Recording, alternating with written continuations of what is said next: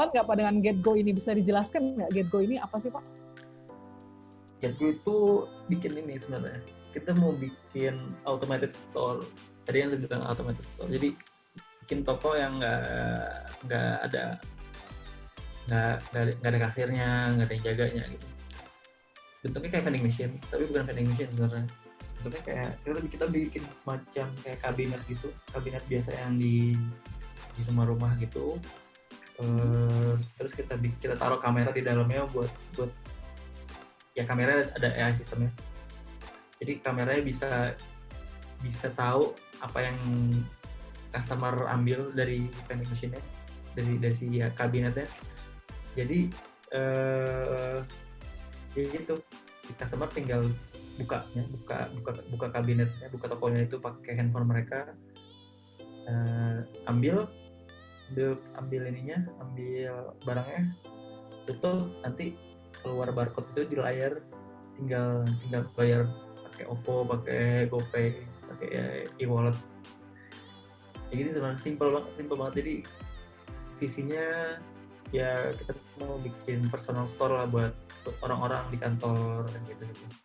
Jadi kalau misalkan teman-teman yang kantor di lantai 20, lantai 30 terus mau beli snack gitu di bawah di Indomaret, nggak perlu bawa lagi karena tidak di kantor mereka ada GetGo, jadi mereka tinggal beli di GetGo gitu. Jadi nggak perlu lagi ke Indomaret kayak antri lagi, naik lift lagi gitu.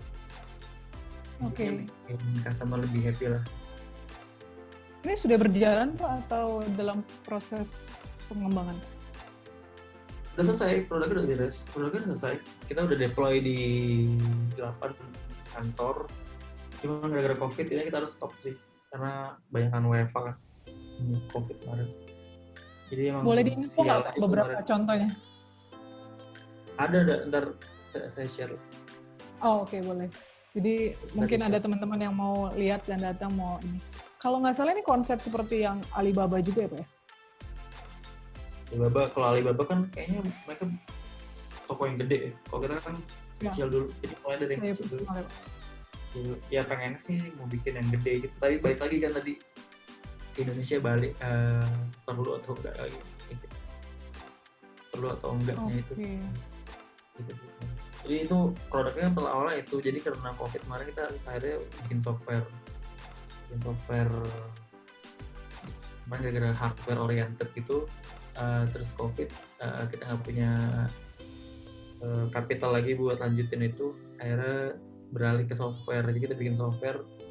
Jadi Mbak mau kayak suka satu baju nih misalkan di toko, terus pengen beli online, Mbak tinggal ambil fotonya, ntar bisa dicari tuh di sistem yang GetGo.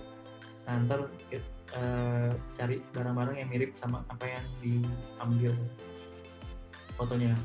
Karena kan kalau misalkan kayak baju-baju gitu kan agak sulit ya, kayak mendeskripsikan atau mencarinya gitu kan di Google atau apa. Nah, mungkin kita ketik kan misalkan baju merah dengan punya kerah terus ada kantongnya gitu kan, enggak kan?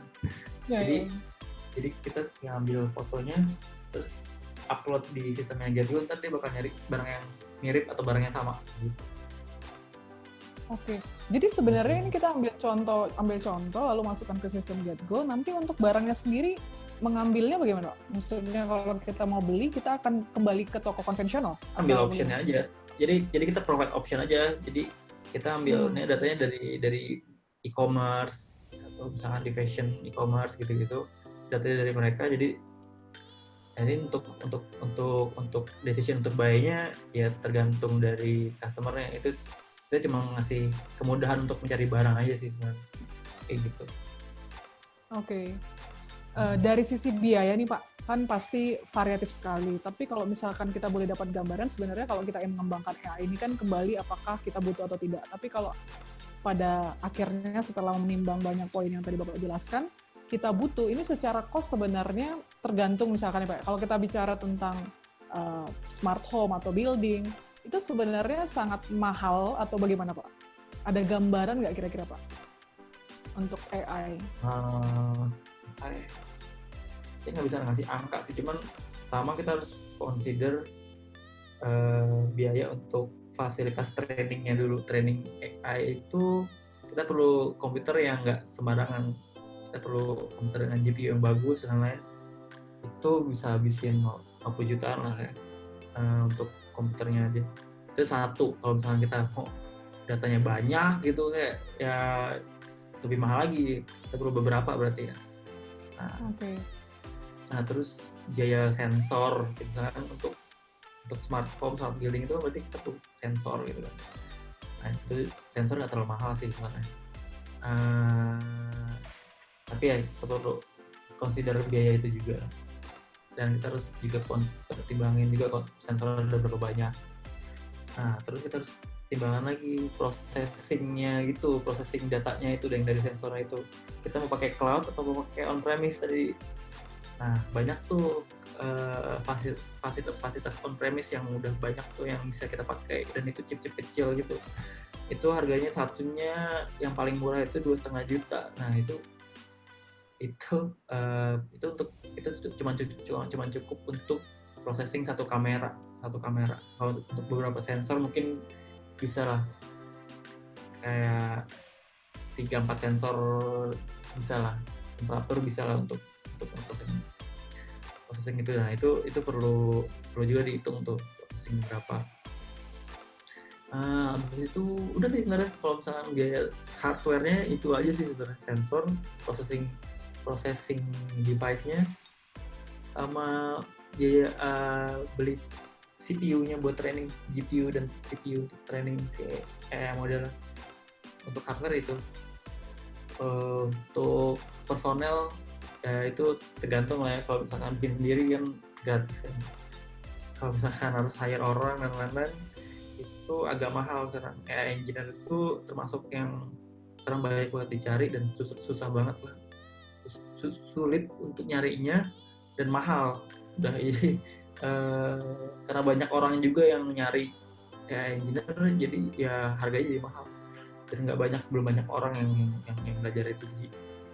Ya itulah, jadi itu personal itu sebagai satu pertimbangan untuk biaya mengembangkan suatu AI. Oke.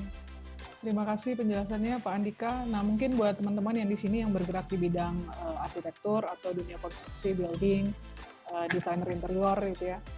Karena topik kita itu membahas tentang AI di building, AI in building, maka mungkin teman-teman dari penjelasan Pak Andika tadi yang sudah dijelaskan cukup menurut saya sangat lengkap gitu ya, sangat jelas.